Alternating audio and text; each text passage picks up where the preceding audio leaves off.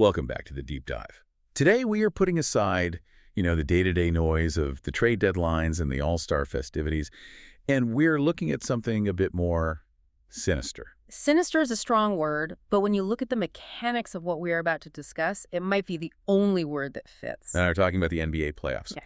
But I want to be clear right off the bat. If you are tuning in expecting a simple who is going to win in June prediction show, you are in the wrong place. Not what this is. We aren't doing bracketology. We are doing an autopsy of the system itself. We are looking at this 2-month-long torture chamber that the league has constructed to break teams down physically and mentally. It really is a machine. We think of it as a tournament, but it's actually an attrition model. It is designed to filter out the lucky, the frail, and the merely good until only the absolute most adaptable organism is left standing. And the timing for this conversation couldn't be better. It is February 18th, 2026. The All-Star break is in the rearview mirror. We are staring down the barrel of the 2026 postseason. And quite frankly, I am still recovering from the absolute insanity of last year. The 2025 playoffs. The 2025 playoffs broke my brain a little bit. We saw things statistically that shouldn't happen. We saw a 64-win Cleveland team melt down. We saw the Thunder finally ascend. And it made me realize that I don't think we talk enough about how the format dictates the result. Right. We just watch the games. But the rules of engagement, the literal math of the bracket, change everything. It's the perfect time to peel back the layers because the system we are watching starting in April 2026, this high-stakes, globally televised, multi-platform spectacle didn't just fall out of the sky. No. It is a Frankenstein's monster of 80 years of tinkering. It's the result of weird experiments in the 1950s, massive controversies in the 2000s, and a constant battle between fairness and entertainment. So that is the mission. We are going to decode the gauntlet. We're going to look at the hidden mechanics of the bracket, the play-in era that has totally changed the value of the regular season, and the history of the upsets that defied logic. And we have to talk about the media shift, because starting in 2 months, the way you, I, and everyone listening watches these games is changing fundamentally with the new broadcast deal. Oh, absolutely. The era of the regional sports network is officially dead and buried. But let's not get ahead of ourselves. Let's start with the structure. Section 1, the modern gauntlet. Let's do it. To the casual observer, the NBA playoffs are just the best teams playing basketball. Yeah. But when you actually lay out the volume, it is staggering. It is a war of attrition. You have 16 teams in the main bracket, 8 from the East, 8 from the West. 16 teams. 4 rounds. Every single round is a best-of-7 series. That means to hoist the Larry O'Brien Trophy, you have to win 16 games against the highest level of competition in the world. And you could play as many as 28 games to do it. Theoretically, yes. If every series goes 7 games, you are playing a third of a regular season after the regular season ends. Just think about that. After playing 82 games, you might have another 28 to go. The wear and tear is just baked into the design. It's the point of the design. Now, everyone knows it's a best-of-7, but I want to drill down on the format of those 7 games, because this is something the casual fan glosses over, but the coaches obsess over. It's the 2-2-1-1-1 format. This is critical. For years, specifically in the finals, the NBA used a 2-3-2 format to save on travel. All right, I remember that. You'd play 2 at home, then 3 on the road, then 2 back at home if needed. But they scrapped that in 2014 and went back to 2-2-1-1-1 for everything. So what does that mean in plain English? The higher seed hosts games 1 and 2. The lower seed hosts 3 and 4. Then, if necessary, it alternates. Game 5 at the higher seed, Game 6 at the lower, Game 7 back at the higher. Why does the specific order matter so much? Is it just about that Game 7? Game 7 is the headline, sure. Everyone talks about home court for Game 7, but the real strategic pivot point is Game 5. Game 5, why? In a best-of-7 series, when the series is tied 2-2, the winner of Game 5 wins the series something like 82% of the time. It's an insane historical advantage. The pivot game. Exactly. Under the old 2-3-2 format, the lower seed, the worst team, was hosting that crucial Game 5. It gave them a disproportionate advantage. So the team that fought all year for the better record was actually at a disadvantage in the most important game of the series. Precisely. It was a flaw in the logic. By switching to 2-2-1-1-1, the league ensured that the team with the better regular season record gets to host the most important swing game of the series. So it's an attempt to make the regular season actually mean something. Because otherwise, if you lose home court advantage effectively by Game 5, why burn yourself out in March chasing wins? Exactly. Home court advantage isn't just about sleeping in your own bed, though that helps. It's about the whistle. It's about your role players shooting better at home, and specifically controlling the environment for Game 1, Game 2, Game 5, and Game 7. You earn that. But here's where it gets messy. We say higher seed gets the advantage. That's usually determined by record. But every April, without fail, we end up with a logjam. I feel like last year in the West, specifically, there were 3 teams tied with 50 wins on the final day. How do they actually untangle that knot? It is a hierarchy of sorrow for the team that loses the tiebreaker. It gets very granular. Okay, walk me through it. The first tiebreaker is simple, head-to-head winning percentage. Which makes those random Tuesday night games in November actually matter. They matter immensely. If the Mavericks and the Suns finish with the same record, but the Suns beat the Mavs 3-1 in the season series, Phoenix gets the seed. This is why you see teams fighting so hard in seemingly meaningless games late in the year. They are securing the tiebreaker. Okay, but what if they split the season series 2-2? That happens all the time. Then it goes to division winner. If one team won their division and the other didn't, the division winner gets the nod. So winning the division still has some small benefit, even if it doesn't guarantee you a top seed anymore. A very small one, yes. A tiebreaker. Now, if they're in the same division, it goes to division record. Who had the better winning percentage against their immediate neighbors? Okay, so we're getting deeper. If that is tied, we go to conference record. Who was better against the West or against the East? Then winning percentage against playoff teams in your own conference, and then winning percentage against playoff teams in the other conference. Wow, it just keeps going. And then, if we are truly in the twilight zone and 2 teams are identical twins in every metric... Don't tell me it's a coin flip.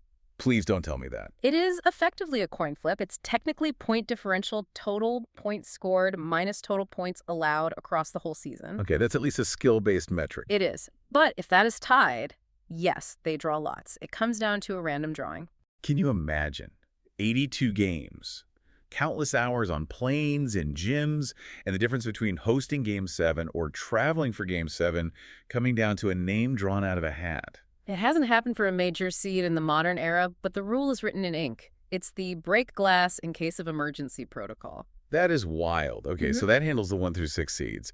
But we have to talk about the appetizer, the play-in tournament. The best thing the NBA has done in 20 years, hands down. You think so? Because I still hear purists complaining that it devalues the regular season. Why should a 7th seed who won 45 games have to play for their life against a 10th seed who won 35 games? The purists are missing the forest for the trees. I get the argument, I do. But look at what it replaced. What's that? Before the play-in, what did teams seeded 9, 10, 11 do for the last month of the season? Tank. They benched their starters and lost on purpose. Exactly. They would lose on purpose to get a better draft pick. You had unwatchable basketball for a month. Now, the 10 seed has a pulse. It keeps 20 teams competitive until the final week of the season. The fan engagement is through the roof. For the listener who maybe tunes out until the finals, walk us through the mechanics, because it is a little confusing. It's a double elimination bracket for the top tier and single elimination for the bottom. Very simple. Okay. Seeds 7 and 8 play each other. The winner is the 7th seed. Boom, they are in. They get to go home and rest. And the loser of that game? The loser isn't out. They drop down. They get a second chance. Meanwhile, the 9th seed plays the 10th seed. And this is the danger zone. This is the terrifying game. Loser goes home immediately. Season over, no second chances. The winner of that 9-10 game then plays the loser of the 78 game for the final spot, the 8th seed. So if you are the 7th seed, you have 2 chances to win 1 game. If you are the 10th seed, you have to win 2 games in a row on the road just to get the right to be slaughtered by the 1st seed. Correct. But slaughtered is a strong word because, as we've seen, these play-in teams are battle-tested. That's a good point. They enter the first round in rhythm, having just played 2 high-stakes, high-intensity games, while the 1st seed has been sitting on their couch for a week getting massages and maybe losing their edge. That's the classic rust versus rest argument. Yeah. And we saw it perfectly last season. The 2024-25 Miami Heat. The Zombie Heat, Part 2. You can't kill them. They finished 10th. By all rights, a mediocre season. They should have been booking tee times. Instead, they go into the play-in. They beat the Bulls, the 9th seed. Then they go to Atlanta and beat the Hawks, the 8th seed, in overtime. And suddenly they are in the playoffs. And not just in, they were dangerous. They took the Celtics to 6 games in the first round because they were already in playoff mode. The Celtics were still, warming up. It changes the psychology. It turns the end of the season into a desperate scramble. But let's zoom out, because this streamlined, high-stakes machine we have in 2026, it is a far cry from where we started. Oh, the early days were the Wild West. It's almost unrecognizable. Let's move to Section 2, from chaos to order. Because I was reading up on the 1947 BAA playoffs, the precursor to the NBA, and I genuinely thought it was a typo. It reads like someone who doesn't understand sports designed a tournament. It's completely counterintuitive. So usually the whole point of seeding a tournament is that you want your two best teams to meet in the finals. Right. You want the crescendo. Right. 1 versus 2, the Clash the Titans, that's the dream matchup for the league, for the fans, for TV. Explain to me what they did in 1947. It defies logic. They took the 2 division winners, the 2 best teams in the league, the Washington Capitals and the Chicago Stags, and they forced them to play each other in the semifinals. Immediately. Not the conference finals, the semifinals. Immediately. A best-of-3 series.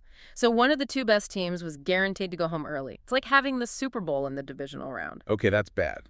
But what were the other teams doing? This is the crazy part. The 4 runners-up, the second and third place teams from each division, were thrown into a separate runners-up bracket. A loser's bracket. Sort of. They played best-of-3 series against each other. So you had the mediocre teams playing a full tournament on one side, while the 2 best teams killed each other on the other side. It was 2 separate tournaments happening at the same time. So the winner of the best team series then had to play the survivor of the mediocre team bracket for the title. Yes. And because the mediocre bracket had more teams and more rounds, the winner of the best team series had to sit around and wait for days, losing their rhythm, getting cold. That's unbelievable. The Philadelphia Warriors came out of that runners-up bracket and won the first championship. It was a system that effectively punished you for being too good in the regular season. They scrapped it pretty quickly, as you can imagine. That is baffling. But then they pivoted to something that might be even worse in 1954. The round robin. The 1954 experiment. This was the brainchild of a league that was desperate for ticket sales. They were struggling. They thought, hey, elimination games are scary for fans. What if we just guarantee everyone plays everyone? More games, more tickets. Like a group stage in the World Cup? Exactly. 3 playoff teams in each division. They played a double round robin. Everyone played everyone else home and away. 4 games guaranteed for each team. The top 2 teams from the group advanced to the conference finals. I mean, in theory, that sounds fair. You get a good sample size. You can't get bounced on one bad night. In theory, yes. In practice, it was a disaster for integrity. Danny Biasone, the owner of the Syracuse Nationals and the guy who eventually saved the league by inventing the shot clock, hated this format. He pointed out the obvious flaw: match fixing. Oh. Think about it. If Team A has already won enough games to clinch the #1 spot, and they are playing Team B in the final game, and Team B needs a win to knock out Team C, what incentive does Team A have to try? None. They'd rest their stars. They'd rest their stars. Or worse, there were rumors of gentlemen's agreements to manipulate who advanced. It created scenarios where losing was actually beneficial. So you could effectively handpick your opponent for the next round by losing on purpose. Exactly. It stripped the competitive fire out of the games. The fans hated it because there was no do-or-die tension until the very end. The league scrapped it after 1 year and never looked back. Thank God. Mm-hmm. I can't imagine LeBron or Luka playing a meaningless round-robin game in May. The discourse would be unbearable. It would be unwatchable, a total farce. So we move to brackets. But the length of this series has always been a debate. We're used to best of 7. It feels biblical. But for a long time, the first round was a sprint. It was a best-of-3 for a while, which is just chaos. Then it was a best-of-5 for decades. It wasn't until 2003 that the NBA finally made the first round a best-of-7 series. Why the change? Was it just money? More games equals more TV revenue? I mean, we can't pretend money wasn't 90% of the reason. Of course it was. An extra home game for at least 8 teams is a massive financial windfall. Right. But there is a competitive argument, too. In a best-of-5 series, variance plays a huge role. If a lower seed gets hot from three-point range for 2 nights, or if the star of the higher seed twists an ankle and misses 3 days, the series is over. The upset happens. A whole season's work is gone in a flash. So a best of 7 stabilizes the result. It reduces the fluke factor. Correct. It is much, much harder for a worse team to beat a better team 4 times than 2 or 3 times. It favors depth, coaching adjustments, and endurance. It's a truer test of which team is actually better. But sometimes the rules create unfairness even with 7 games. we have to talk about 2006. This is the moment that broke the seeding model. The Southwest Division disaster. A perfect example of unintended consequences. Set the scene for us. What was the rule that caused the problem?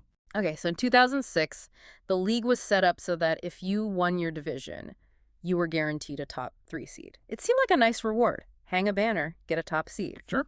Makes sense on the surface. But the Southwest Division was historically good that year. You had the San Antonio Spurs with Duncan, Parker, Ginobili, and you had the Dallas Mavericks with Dirk Nowitzki at his absolute peak. Both of them won 60-plus games. They had the 2 best records in the entire Western Conference. So in a fair world, they are the 1 and the 2 seeds. They meet in the conference finals. In a fair world, yes. That's the matchup everyone wanted to see, but they were in the same division. And because San Antonio won the division by a hair, they got the #1 seed.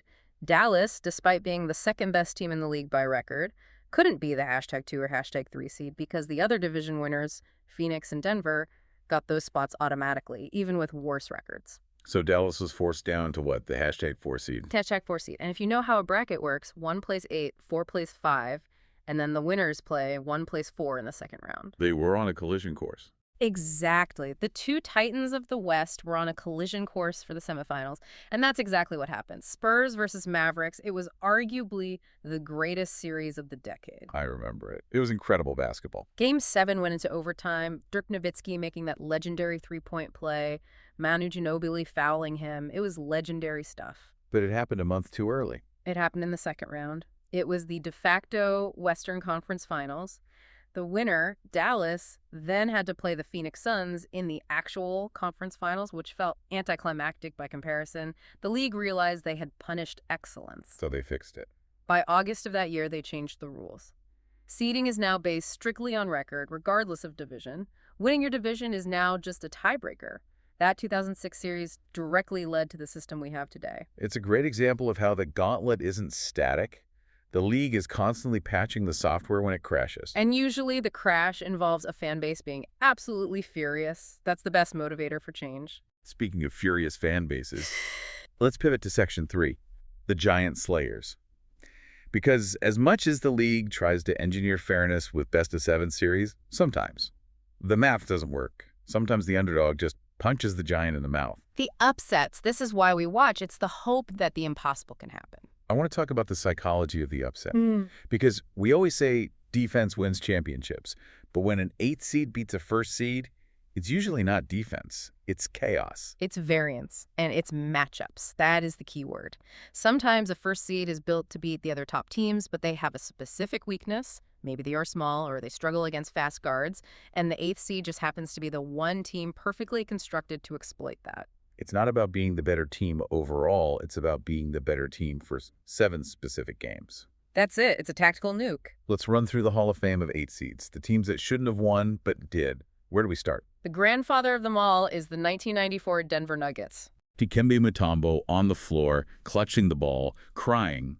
It's one of the most iconic images in NBA history. That was back when the first round was best of 5. Yeah. The Seattle Supersonics had 63 wins. They were a juggernaut. Gary Payton, Sean Kemp, they were supposed to walk to the finals. And Denver. Denver was 42-40. They barely made the playoffs. Seattle went up 2-0. It looked over. The brooms were out. And Denver won 3 straight. Game 5 in Seattle. Mutombo had 8 blocks in that game. It was the first time it ever happened. It broke people's understanding of the league. It proved that momentum is real. Then you have the 1999 Knicks, the lockout year. A weird season. 50 games. The Knicks were an 8 seed. They made it all the way to the finals before losing to the Spurs. They were just a tough veteran team that got hot at the right time. But the big one for the modern era, the first in a best-of-7, is the We Believe Warriors, 2007. This one feels special because the Warriors were, frankly, a weird team. They were a chaotic team. Baron Davis, Steven Jackson, Matt Barnes, a bunch of guys other teams didn't want, but they were coached by Don Nelson. Nelly ball. And who was the first seed they were playing? The 67-win Dallas Mavericks. Coached by Avery Johnson, Don Nelson's former protege. Oh. The drama. Exactly. Nelson knew exactly how to beat the team he used to coach. He knew all their plays, all their tendencies. He went small ball before it was popular. He put small, quick defenders on Dirk Nowitzki and just swarmed him, fronted him, never let him get comfortable. And Dirk, who was the MVP that year, had a miserable series. One of the worst series of his career. The Warriors ran them out of the gym. The crowd in Oakland was so loud, it felt like the building was shaking. That series taught a generation of basketball fans that matchups matter more than record. Dallas was the better team in a vacuum, but Golden State was their kryptonite. Precisely. And then we have to talk about the modern era, the zombie heat of 2023. This is the ultimate proof of concept for the play-in. Miami looked dead in the water. They lost their first play-in game to the Hawks. They were trailing the Bulls in the second one. They barely scraped in as the 8th seed, and they faced the Milwaukee Bucks, the title favorites. Giannis gets hurt in game 1, which is a huge part of it. You can't ignore that. True, but he came back. He came back, but Jimmy Butler had already turned into Michael Jordan. He averaged 37 points in that series, that 56-point game. Yeah. It was just an out-of-body experience. It wasn't just him. The Heat shot the lights out from 3. Caleb Martin, Gabe Vincent, guys you've barely heard of were playing like all-stars. They won in 5 games. It wasn't a fluke. They physically beat up the Bucks and out-executed them. And that trend is continuing. The lower seeds are getting more dangerous. We have to talk about the 2025 playoffs, just last year. The 2025 Golden State Warriors, another one. It feels like history rhyming. You had an aging Warriors core, Steph Curry, in his twilight entering as a 7th seed. Everyone said they were too old, too slow. The dynasty is dead. The legs are gone. We heard it all year. They played the Houston Rockets, the 2nd seed. Young, athletic, hungry. The up-and-coming team. Everyone picked Houston. I picked Houston. It seemed like the logical pick. The passing of the torch. Clever. The old guys dragged the young guys into the mud. It went 7 games. It was ugly, grinded out, half-court basketball. But in Game 7, experience mattered. The Rockets panicked. They started taking bad shots, and the Warriors didn't. They just kept running their sets. It was the first time a 7th seed beat a 2nd seed since the Lakers did it 2 years prior in 2023. It really feels like the seed number next to the name matters less now than it ever has. Is that fair to say? That is the big shift. The talent gap between the #1 seed and the #8 seed used to be an ocean. Now, with the way talent is distributed around the league, it's a creek. If the #1 seed sleeps for 5 minutes, the #8 seed will drown them. But if we were talking about the hardest road, the team that truly defied the gauntlet, it has to be the 1995 Houston Rockets. The lowest seed to ever win it all. It's the gold standard for underdog runs. They were a 6th seed. A 6th seed. Think about what that means. They did not have home court advantage in any series. Not the first round, not the second, not the conference finals, not the NBA finals. They started every single series on the road. That sounds exhausting, just saying it. You start every series needing to steal a game on the road just to survive. And look at who they beat. It wasn't like they had an easy path. In the first round, they beat the Utah Jazz with Stockton and Malone, a 60-win team. Okay. In the second round, they went down 3-1 to the Phoenix Suns with Charles Barkley, a 59-win team. They came back and won. Unbelievable. In the conference finals, they played the San Antonio Spurs, a 62-win team, with the league MVP David Robinson. And Hakeem Olajuwon just destroyed him. He put on one of the most dominant performances in playoff history. And then the finals. Then they swept the Orlando Magic, a 57-win team, with a young Shaquille O'Neal and Penny Hardaway. They beat 4 50-plus win teams in a row, 3 of them with 59 wins or more. It is statistically the hardest championship run in the history of North American sports. It gave us the famous Rudy Tomjanovich quote after they won, "Don't ever underestimate the heart of a champion." It makes you wonder if we'll ever see a team replicate that, a 6th seed or lower winning it all. With the parity we have now, and the play-in creating these battle-hardened low seeds, I wouldn't bet against it. We came close with the Heat in 23. Before we leave the topic of oddities, has a bad team ever made the finals? I mean, a team with a losing record? It's happened, but mostly in the black and white TV era when there were like 8 teams in the league. Right, the sample size was tiny. The 1957 St. Louis Hawks and the 1959 Lakers both made the finals with losing records. The league was just different. Participation trophies. Basically. But the modern example, the one that people still talk about, is the 1981 Rockets. They went 40-42, a losing record. How does a losing team even make the playoffs? The West was very weak that year, but the real reason was Moses Malone. He was an absolute monster. He just decided he wasn't going to lose. He dragged that team kicking and screaming all the way to the finals before losing to Larry Bird and the Celtics. It gives hope to every .500 team out there. Maybe we're just the 81 Rockets in disguise. Usually you are just a bad team, but hope is a powerful drug. Flip the coin. Section 4. The agony of excellence. because for every Cinderella story, there is a giant that tripped on its own shoelaces. The tragedy of expectations. This is where legacies are broken. We mentioned the 2007 Mavs, 67 wins, MVP season for Dirk, lost in the first round. That franchise had to carry that shame for 4 years until they finally won in 2011. It haunts you. It defines you until you overcome it. You look at the 2016 San Antonio Spurs. They won 67 games, a historically great team. Kawhi Leonard's first DPOY, I think? Right. In any other year, they are the greatest team in history and the talk of the league. But that was the year the Warriors won 73. So the Spurs were quietly historically great, overshadowed. And they didn't even make the conference finals. They ran into the Oklahoma City Thunder in the second round with Kevin Durant and Russell Westbrook. The Thunder were big, long, and athletic. They just overwhelmed the Spurs. 67 wins, and you're watching the rest of the playoffs from Cancun. And we have to acknowledge the pain from last year. The 2025 graveyard. It was a bloodbath for the top teams. 2025 was brutal for the top seeds. You had the Cleveland Cavaliers, 64 wins. They looked unstoppable. Evan Mobley was the Defensive Player of the Year. Donovan Mitchell was an MVP candidate. They had it all. And they ran into the Indiana Pacers in round 2. A team they should have beaten, a team they handled in the regular season. But the Pacers played at a pace, no pun intended, that Cleveland couldn't handle. They ran them off the floor. Tyrese Halliburton was unguardable. And Boston. The Celtics won 61 games. Looked like the class of the East. Lost to the Knicks in the second round.